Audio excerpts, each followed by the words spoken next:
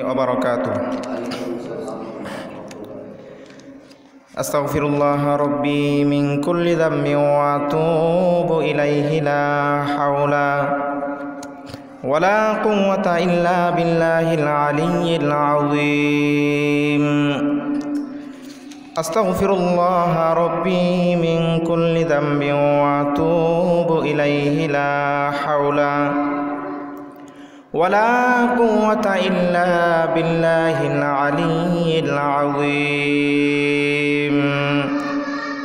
الصلاة والسلام عليك يا رسول الله، الصلاة والسلام عليك يا حبيب الله، الصلاة والسلام عليك يا شفيع المذنبين، الصلاة والسلام عليك يا رحمة للعالمين. الحمد لله، الحمد لله الذي له ما في السماوات وما في الأرض، وله الحمد في الآخرة وهو الحكيم الخبير. يعلم ما يلج في الأرض وما يخرج منها وما ينزل من السماء وما يعرج فيها، وهو الرحيم الغفور. والصلاة والسلام على من كان نبيا وآدم بين الماء والطين، وعلى آله وأصحابه وأزواجه وذريته وأهل بيته وعلماء ملته والمعتقدين من أهل سنته أجمعين. أما بعد، فأعوذ بالله من الشيطان الرجيم. بسم الله الرحمن الرحيم. إن الله لا يستحيي أن يضرب مثلا ما بعوضة فما فوقها، فأما الذين آمنوا فيعلمون أنه الحق من ربهم، وأما الذين كفروا فيقولون ماذا أراد الله بهذا مثلا، يضل به كثيرا ويهدي به كثيرا، وما يضل به إلا الفاسقين. صدق الله مولانا العظيم. قال رسول الله صلى الله عليه وسلم: تفرقت بنو إسرائيل على 72 ملة، وتفترق أمتي على 73 ملة، كلهم في النار إلا ملة واحدة. قالوا من هي يا رسول الله صلى الله عليه وسلم؟ قال رسول الله صلى الله عليه وسلم: ما أنا عليه وأصحابي، أو كما قال النبي عليه الصلاة والسلام. وصدق رسوله النبي الحبيب الكريم في بشان حبيبه إن الله وملائكته يصلون على النبي يا أيها الذين آمنوا صلوا عليه وسلموا تسليما اللهم صل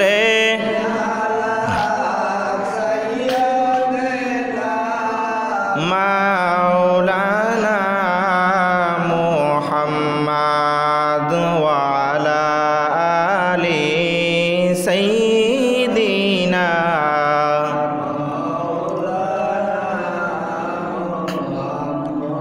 বন জঙ্গল আর বাঘ হরিণে চিনল আমার নবীরে মানুষ হয়া চিনলাম না রে দুঃখ রইল মনেতে আল্লাহুম্মা সাল্লি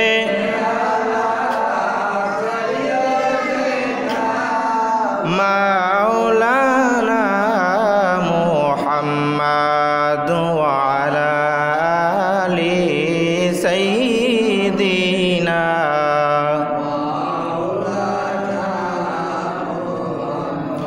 तू जिंदा है वल्लाह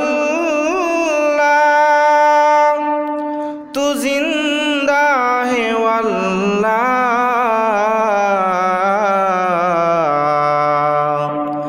मेरे चश्मे आलम से चुप जाने वाले अल्लाहुम्मा सल्ले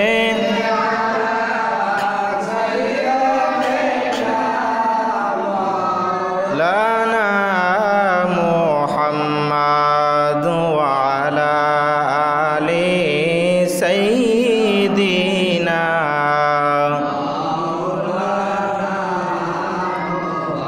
ला इलाहा इल्लल्लाह ला इलाहा इल्लल्लाह ला इलाहा ला इलाहा इल्लल्लाह ला इलाहा ला इलाहा इल्लल्लाह मुहम्मदुर रसूलुल्लाह सल्लल्लाहु अलैहि वसल्लम। আল্লাহ পাক রব্বুল আলামিনের দরবারে লক্ষ কোটি শুকরিয়া এবং দয়াল নবী রহমতের ছবি করুণার ছবি উম্মতের কান্ডারি আমাদের প্রাণপ্রিয় নবীজির কদমে লক্ষ কোটি সালাম পেশ করার পর আপনাদের সামনে সংক্ষিপ্ত আলোচনা নিয়ে আসছি। আজকে আপনাদের সম্মুখে সূরাতুল বাকারার ২৬ নম্বর আয়াতে কারিমা আপনাদের সামনে তেলাওয়াত করছি। আল্লাহ পাক রব্বুল আলামিন এই আয়াতের মধ্যে কি বলতেছেন একটু খেয়াল করুন সবাই। সংক্ষিপ্ত তাফসির হবে এই আয়াতের। আল্লাহ পাক রব্বুল আলামিন সূরাতুল বাকারার শুরুতে ২৬ নম্বর আয়াতের মধ্যে ঘোষণা করেন, ইন্নাল্লাহা লা ইয়াস্তাহি আইয়াদরিবা মাসালাম মা বাউদাতান ফামা ফাওকাহা। আল্লাহ পাক বলতেছেন, নিশ্চয় আল্লাহ পাক লজ্জাবোধ করেন না, আল্লাহ পাক লজ্জাবোধ অনুভব করেন না, লজ্জা পান না আল্লাহ পাক আইয়াদরিবা পেশ করতে, মাসালা উদাহরণ, আল্লাহ পাক কোনো উদাহরণ পেশ করতে লজ্জাবোধ করেন না। মা বাউদাতান কোনো একটা ছোট্ট মশার উদাহরণ দিতে আল্লাহ পাক লজ্জাবোধ করেন না। জোরে কন্যা সুবহানাল্লাহ। খেয়াল করুন, ভালো করে খেয়াল না করলে বুঝবেন না। আল্লাহ পাক রব্বুল আলামিন সূরাতুল বাকারার ২৬ নম্বর আয়াতের মধ্যে বলেন, ইন্নাল্লাহা লা ইয়াস্তাহি আইয়াদরিবা মাসালাম মা বাউদাতান ফামা ফাওকাহা। রে দুনিয়ার মানুষ, আমি আল্লাহ পাক রব্বুল আলামিন ছোট্ট একটা মশার উদাহরণ দিতে লজ্জাবোধ করি না? ফামা ফাওকাহা, এর চেয়ে যদি ছোট কোনো প্রাণী থাকে ওইটার উদাহরণ দিতে আমি আল্লাহ পাক লজ্জাবোধ করি না। কেন আল্লাহ পাক এই কথাটা বললেন? আল্লাহ পাক এর আগেও সূরাতুল বাকারা এটার মধ্যে গাভীর আলোচনা হয়েছে। কোথাও সূরাতুন নমল মৌমাছির সূরা আছে। এভাবে বিভিন্ন জিনিসের উদাহরণ দিয়েছেন। মৌমাছির উদাহরণ, গাভীর উদাহরণ, মাছির উদাহরণ সহ আপনার পিঁপড়ার উদাহরণ, বিভিন্ন প্রাণীর উদাহরণ আল্লাহ পাক কোরআন শরীফের মধ্যে দিয়েছেন। তো এইগুলা দেওয়ার পরে কাফেররা বলে তোমাদের কেমন আল্লাহ, তোমাদের কেমন আল্লাহ যে তিনি গাভীর নামে সূরা নাজিল করে, মৌমাছি দিয়ে উদাহরণ দেয়। এটা কি ধরনের প্রভু তোমাদের, কি ধরনের মাবুদ? তখন আল্লাহ পাক বলতেছেন, আরে গাভী কেন, হাতি কেন, মৌমাছি কেন, বড় বড় প্রাণী কেন, একটা ছোট্ট মশার উদাহরণ দিতে আল্লাহ পাক লজ্জাবোধ করেন না? জোরে কন্যা সুবহানাল্লাহ।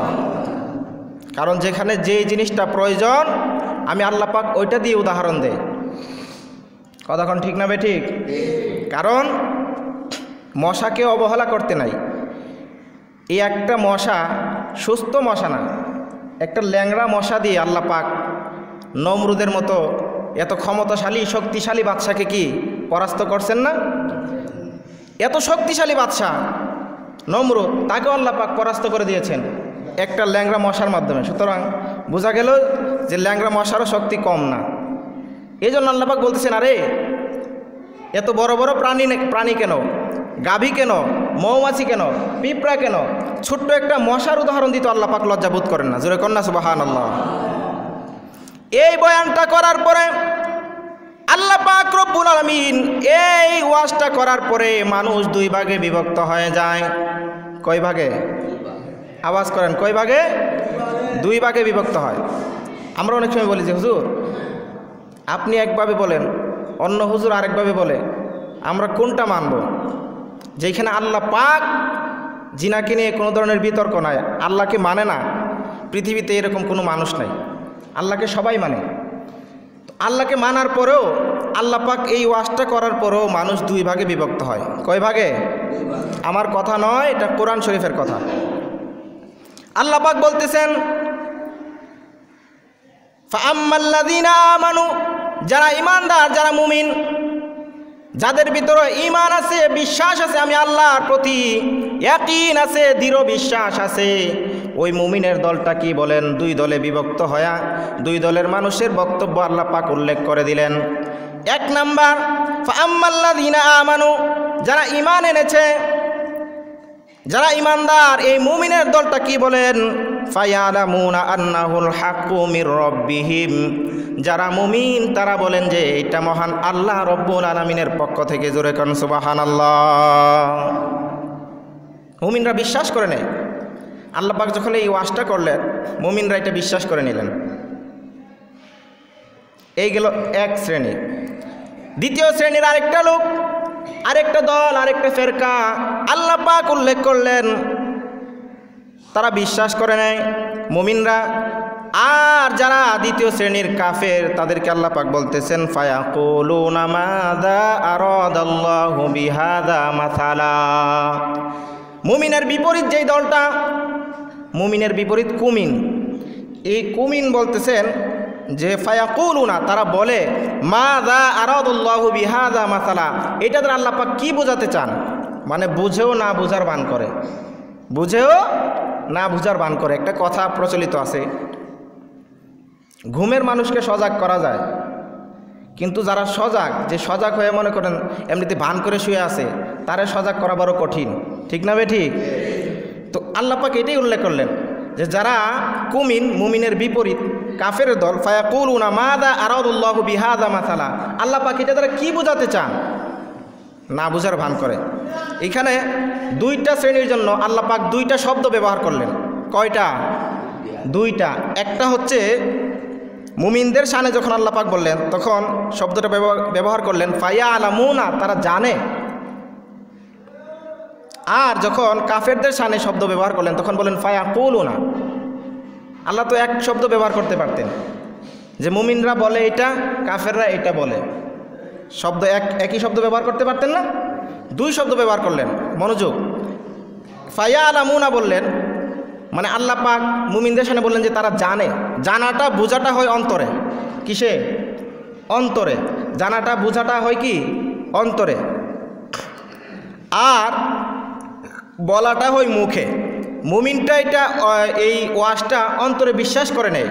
এই জন্য আল্লাহ পাক মুমিনদের সামনে বললেন যে ফায়ালামুনা, তারা জানে। আর কাফেরদের সামনে বললেন ফায়াকুলুনা, তারা বলে। অর্থাৎ তারা অন্তরে বিশ্বাস করে না, মুখ দিয়ে শুধু ফটর ফটর করে, মুখ দিয়ে শুধু বলে। এই কারণে আল্লাহ পাক বললেন ফায়াকুলুনা। দুইজনের জন্য দুইটা শব্দ ব্যবহার করছেন। আল্লাহ পাকের হিকমত কত! আল্লাহ পাক কত জ্ঞানী!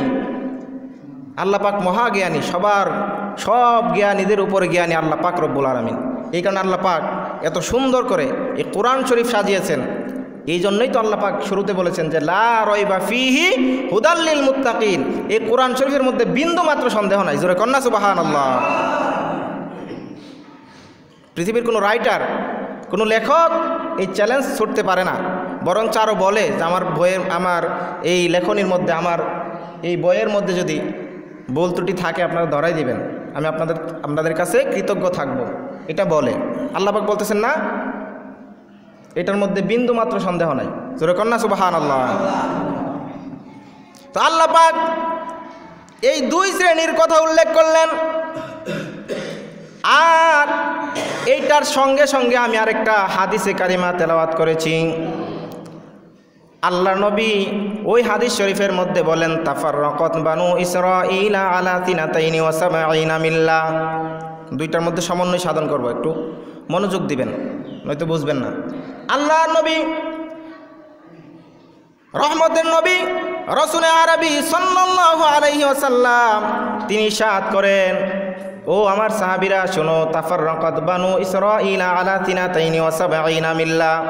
বনি ইসরাইলের লোকেরা, বনি ইসরাইলের তারা 72 কাতারে বিভক্ত ছিল। ওয়া তাফতারিকু উম্মতি আলা 73 মিল্লাহ। এবং আমার উম্মত 73 কাতারে বিভক্ত হবে। বনি ইসরাইলেরা তারা 72 কাতারে বিভক্ত ছিল, আর আমার উম্মত আরও একটা দল বেশি, 73 কাতার। জোরে কন্না সুবহানাল্লাহ। আল্লাহ নবী আগাম সংবাদ দিলেন। এটা কে জানাইছেন? আল্লাহ নবীকে এটা কে জানাইছেন? বুঝেন না নি? আল্লাহ নবীকে কে জানাইছেন? আল্লাহ পাক রব্বুল আলামিন জানাইছেন। আল্লাহ নবী আগাম সংবাদ দিয়ে দিলেন, বললেন, রে সাহাবীরা, বনি ইসরাইলের ওই উম্মতেরা তারা 72 কাতারে বিভক্ত ছিল, আর আমার উম্মত 73 কাতারে বিভক্ত হয়ে যাবে। কুল্লুহুম ফিন্নার, কুল্লুহুম ফিন্নার, প্রত্যেকটাই দুজখী হয়ে যাবে। ইল্লা মিল্লাতান ওয়াহিদা, কিন্তু একটা দল ছাড়া। সাহাবায়ে কেরাম প্রশ্ন করলেন, ইয়া রাসূলুল্লাহ, ইয়া হাবিবাল্লাহ, নবীজি গো, ওই দলটা কোন দল? যেই দলটা জান্নাতে যাবে, আমাদেরকে সংবাদ দিন, আমাদেরকে জানিয়ে দিন, এটা কোন দল যেই দলটা জান্নাতে যাবে? ইয়া রাসূলুল্লাহ, ইয়া হাবিবাল্লাহ, আমরা যদি এটার পরিচয় না জানি আমরাও তো পথভ্রষ্ট হয়ে যাব, শয়তানের ধোকায় পড়ে আমরা এদিক ওদিক চলে যাব, ডানে বামে চলে যাব। ইয়া রাসূলুল্লাহ, নবী গো, ওই দলটা কোন দল? আপনি আমাদেরকে সংবাদ দিন। আল্লাহ নবী বললেন, রে সাহাবীরা, শুনে রাখো, মা আনা আলাইহি ওয়া আসহাবি, আমি নবী যেই মতাদর্শের উপরে আছি এবং আমার সাহাবায়ে কেরাম, গোটা সাহাবায়ে কেরাম যেই মতের উপরে আছেন, ওই দলটাই হলো জান্নাতি দল। জোরে কোন সুবহানাল্লাহ। এখন এইখানে দেখেন, একটু খেয়াল করুন, একটু আগে কোরআনের আয়াত থেকে তেলাওয়াত করলাম। কোরআনের মধ্যে আল্লাহ পাক বলতেছেন যে দুই দলে বিভক্ত হয়। আল্লাহর ওয়াজ শোনার পরে মানুষ দুই দলে বিভক্ত হয়, আর আল্লাহ নবী বলতেছেন যে আমার উম্মত 73 দলে বিভক্ত হবে। দুইটার মধ্যে একটু অমিল দেখা যাইতেছে, পার্থক্য আছে না? পার্থক্য বোঝা যাইতেছে। এই জন্যই আলেম উলামার প্রয়োজন। কারণ অনেক সময় বর্তমানে একদল বের হয়েছে, বুখারী শরীফ পড়া শুধু নামাজ পড়ে আছে, শুধু বুখারী শরীফ পড়ে নামাজ পড়ে, উল্টাপাল্টা প্যাসপোস লাগায়, কই যে নাবির নিচে ধরার কোনো হাদিসই নাই। জোরে কন্যা নাউজুবিল্লাহ। উপরে ধরে নামাজ পড়ে আমরা বুখারী শরীফে পাইছি, অথচ জিজ্ঞেস করেন কই পড়ছ, যে নিজে নিজে পড়ছি বুখারী শরীফ। তো নিজে নিজে পড়লে কি বোঝা যায়? একজন টিচার ছাড়া, একজন শিক্ষক ছাড়া কখনো পরিপূর্ণভাবে বোঝা সম্ভব না। কারণ এক হাদিসই আছে, এক হাদিসের বিপরীতে অন্য হাদিস আছে। কোরআন শরীফে আছে যখন তোমরা কোরআন তেলাওয়াত করা হয় তোমরা চুপ থাকো। আবার আল্লাহ নবী বলছেন যে তোমরা সূরা ফাতিহা পড়ো, সূরা ফাতিহা ছাড়া নামাজ হয় না। ইমাম সাহেব সূরা ফাতিহা পড়তেছেন, আপনিও সাথে সাথে পড়লেন। একদিক দিয়ে যদি আপনি যদি পড়েন তাহলে কোরআনের আয়াতের উল্টা হচ্ছে, কোরআনের আয়াতকে অস্বীকার করা হচ্ছে। আবার যদি হাদিস মানতে যান তাহলে তেলাওয়াত করতে হয় পেছনে। এই দুইটার মধ্যে সমন্বয় সাধন করতে হবে। এইটা সমন্বয় সাধন করার মতো বুঝ শক্তি থাকতে হবে। এই কারণে আলেম উলামার প্রয়োজন আছে, শিক্ষক দরকার আছে। আল্লাহ পাক অসংখ্য অগণিত আম্বিয়া আলাইহিমুস সালাম পাঠাইছেন, পয়গাম্বর পাঠাইছেন এই দুনিয়াতে।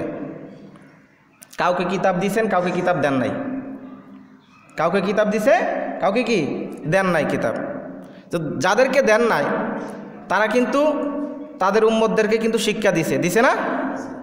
তাহলে বোঝা গেল যে কিতাব ছাড়া, বই ছাড়াও শিক্ষা দেওয়া যায়। শুধু কিতাব না পড়ে শিক্ষক থেকেও শিক্ষিত হওয়া যায়, কিন্তু শুধু কিতাব পড়ে শিক্ষক ছাড়া শিক্ষিত হওয়া সম্ভব না। তো আমার ভাইয়েরা, আসুন বলতেছিলাম, আল্লাহ পাক রব্বুল আলামিন বললেন দুই দল। আল্লাহ নবী বললেন আমার উম্মত ৭৩ দলে বিভক্ত হবে। এটা জানা দরকার আছে না? দুইটার মধ্যে পার্থক্য কেন? ৭৩ দলের মধ্যে আল্লাহ নবী বলছেন যে কুল্লুহুম ফিন্নার ইল্লা মিল্লাতান ওয়াহিদা, যে ৭৩ দলের মধ্যে ৭২ দল জাহান্নামে যাবে। কোথায় যাবে? জাহান্নামে। খেয়াল করুন, তো ৭২ দল জাহান্নামে যাবে। ওই জাহান্নামী ৭২ দলকে আল্লাহ পাক একসাথে বলছেন যে ফায়াকুলুনা মাযা আরাদাল্লাহু বিহাযা মাসালা। ওই যে দুইটা ভাগ আল্লাহ পাক করছেন, একটা হচ্ছে মুমিনের ভাগ যেটা জান্নাতি, আর একটা বলছেন যে কাফিরের ভাগ, কাফিরের দল। ওইটাকে আল্লাহ পাক বলছেন যে ফায়াকুলুনা মাযা আরাদাল্লাহু বিহাযা মাসালা। তারা অস্বীকার করে, আল্লাহর কথাকে অস্বীকার করে। তো আল্লাহর কথাকে যারা অস্বীকার করে, আল্লাহর রাসূলের হাদিসকে যারা অস্বীকার করে, এদেরকে আল্লাহ নবী ৭২ দল বলছেন। কারণ দলের মধ্যে শাখা প্রশাখা আছে। এই ৭২ দলকে আল্লাহ পাক বলছেন একসাথে গাঁঠা করে এদেরকে বলছেন যে তারা হচ্ছে জাহান্নামী, বাতিল। আর আল্লাহ নবী যে এক দলকে বলেন জান্নাতি, ওইটাকে আল্লাহ পাক একটা স্বতন্ত্র দল বানাইলেন। জোরে কন্যা সুবহানাল্লাহ।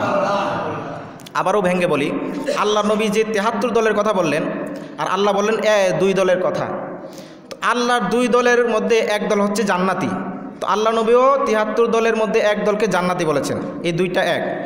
আর আল্লাহ যেই দলকে বলছেন যে জাহান্নামী, তারা কাফির, তারা আমার কথা বিশ্বাস করে না, তারা ভান করে। এটা দ্বারা আল্লাহ পাক কী বুঝাইছেন? হাসি ঠাট্টা করে, আমার কথাকে বিশ্বাস করে না, উপহাস করে। তারা যেই জাহান্নামী দলটা, এই জাহান্নামী দল আল্লাহ নবী যে ৭২ দল বলছেন, এই ৭২ দলের প্রত্যেক দলের মধ্যে আছে। এই ৭২ দল মিলে এক দল হচ্ছে আল্লাহ পাকের ঘোষণাকৃত ওই জাহান্নামী দল। যেরকম সুবহানাল্লাহ। এই হচ্ছে সমন্বয় সাধন। তো আসুন আমার ভাইয়েরা, আল্লাহ পাক রব্বুল আলামিন এই জাহান্নামী শ্রেণীর কথা উল্লেখ করলেন, করার পরে আরও স্পষ্ট করে বলে দিলেন, রে দুনিয়ার মানুষেরা, আল্লাহর নবী, আমার নবী এই কোরআনের আয়াতের ব্যাখ্যা করেছেন। ব্যাখ্যা করার পরে তোমাদেরকে বুঝিয়ে দিয়েছেন ৭২ দল জাহান্নামী, কিন্তু প্রত্যেকটা দলের নামই থাকবে মুসলমান। প্রত্যেক দলের নাম কি? মুসলমান। প্রত্যেকের লেভেল কি? মুসলমান। তো চিনবা কিভাবে? আল্লাহ পাক রব্বুল আলামিন এই আয়াতের মধ্যে ঘোষণা দিলেন। আল্লাহ পাক রব্বুল আলামিন বলেন, তোমাদেরকে তো সবাই জান্নাতের দিকে ডাকবে, সবাই তো একটা কোরআন শরীফ দিয়ে তোমাদেরকে ডাকবে সত্যের দিকে। ৭৩ দলের সবাই কোরআন শরীফ হাতে নিয়ে তাফসির করে না? সবাই কোরআন শরীফ হাতে নিয়ে তাফসির করে, কারণ কোরআন শরীফ তো একটা। আমাদের ওই ব্রাহ্মণবাড়িয়া যেই কোরআন শরীফ, সুনামগঞ্জে তো একই কোরআন শরীফ নাকি? আমাদের এখানে 30 পারা, আপনাদের এখানে তো 30 পারাই নাকি? সৌদি আরব 30 পারা, এখানেও 30 পারা, কোনো পার্থক্য নাই। তো কোরআন শরীফ একটাই, তারপরও ৭৩ দল বিভক্ত হবে। সবাই কোরআন শরীফ হাতে নিয়ে ডাকবে যে আমি সত্যের উপরে আছি। আল্লাহ পাক বলতেছেন সবাই কোরআন শরীফ নিয়ে ডাকবে। এরপর আমি আল্লাহ পাক ঘোষণা দিলাম ৭২ দল, আমার নবী ঘোষণা দিল ৭২ দল জাহান্নামী। আমি আল্লাহ পাক ঘোষণা দিলাম এরা জাহান্নামী। কেন ঘোষণা দিলাম জানোনি? এই কোরআন হাতে নিয়ে সত্য বলার পরেও, কোরআন হাতে নিয়ে সত্যের দিকে আহ্বান করার পরেও তারা কেন জাহান্নামী? আল্লাহ পাক স্পষ্ট করে দিলেন পরের অংশে, ইউদিল্লু বিহি কাসীরা ওয়া ইয়াহদি বিহি কাসীরা। এ দুনিয়ার মানুষ রে, আমার বান্দারা, কারা জাহান্নামে যাবে জানো? যে কোরআনওয়ালা। প্রত্যেক কোরআনওয়ালাই জান্নাতি নয়। ইউদিল্লু বিহি কাসীরা, আল্লাহ পাক বলেন এই ইউদিল্লু বিহি কাসীরা, এই কোরআন শরীফ দিয়ে অসংখ্য মানুষকে আমি আল্লাহ পাক পথভ্রষ্ট করে দেব। জোরে কোন নাউযুবিল্লাহ। আল্লাহ পাক বলেন যে অসংখ্য মানুষকে আমি পথভ্রষ্ট করে দেব। ওয়া ইয়াহদি বিহি কাসীরা, আর এই কোরআন শরীফ দিয়ে আমি অসংখ্য মানুষকে জান্নাতের রাস্তায় তুলে দেব। জোরে কোন সুবহানাল্লাহ।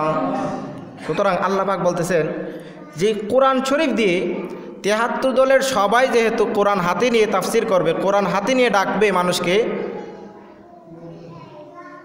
প্রত্যেক কোরআনওয়ালাই কিন্তু জান্নাতি নয়। আল্লাহ পাক সতর্ক করে দিচ্ছেন, সতর্ক সূচক বাণী আল্লাহ পাক বলতেছেন যে ইউদিল্লু বিহি কাসীরা, এই কোরআন শরীফ দিয়ে অসংখ্য মানুষকে আমি পথভ্রষ্ট করে দেব, গুমরাহি করে দেব। এইখানে একটা বিষয় লক্ষণীয়, সূক্ষ্ম একটা পার্থক্য আছে, সূক্ষ্ম একটা বিষয় লক্ষ্য করেন। আল্লাহ পাক প্রথম বললেন ইউদিল্লু বিহি কাসীরা, আল্লাহ প্রথম বললেন যে এই কোরআন দিয়ে অসংখ্য মানুষ আমি গুমরাহি করে দেব। প্রথম কেন গুমরাহির কথা বললেন? প্রথম তো বলতে পারতেন যে এই কোরআন শরীফ দিয়ে আমি অসংখ্য মানুষ জান্নাতে দেব, হেদায়েতের রাস্তায় দেব। ওয়ায়াহদি বিহি কাসীরা, এই আয়াতটা আগে দিতে পারতেন, আর ইউদিল্লু বিহি কাসীরা এটা পরে দিতে পারতেন। কিন্তু আল্লাহ পাক বললেন যে প্রথম ইউদিল্লু বিহি কাসীরা, আমি এই কোরআন দিয়ে অসংখ্য মানুষকে পথভ্রষ্ট করব। প্রথম কেন পথভ্রষ্টের কথা উল্লেখ করলেন? এর কারণ হচ্ছে, জবাব হচ্ছে যে এই কোরআন শরীফ দিয়ে পথভ্রষ্ট হওয়া সহজ। কোরআন শরীফ দিয়ে পথভ্রষ্ট হওয়া কি সহজ? এই কারণে সবাইকে আল্লাহ পাক এই কোরআন হাতে নিয়ে ডাকার অনুমতি দেন নাই। আমরা অনেক সময় দেখি সাধারণ মানুষ তালিম দেয়, সাধারণ মানুষ ডাকে, সাধারণ মানুষ হাদিসের দরজ দেয়। এটা উচিত না।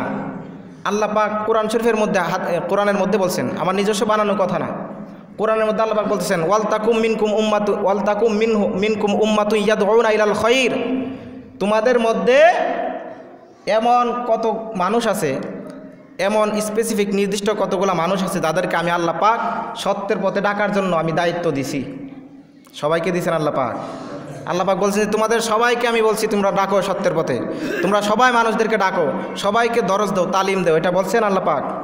আল্লাহ পাক বলছেন ওয়ালতাকুম মিনকুম উম্মাতুন ইয়াদউনা ইলাল খায়র, তোমাদের মধ্যে কিছু কিছু মানুষকে আমি দায়িত্ব দিছি। এরা কারা?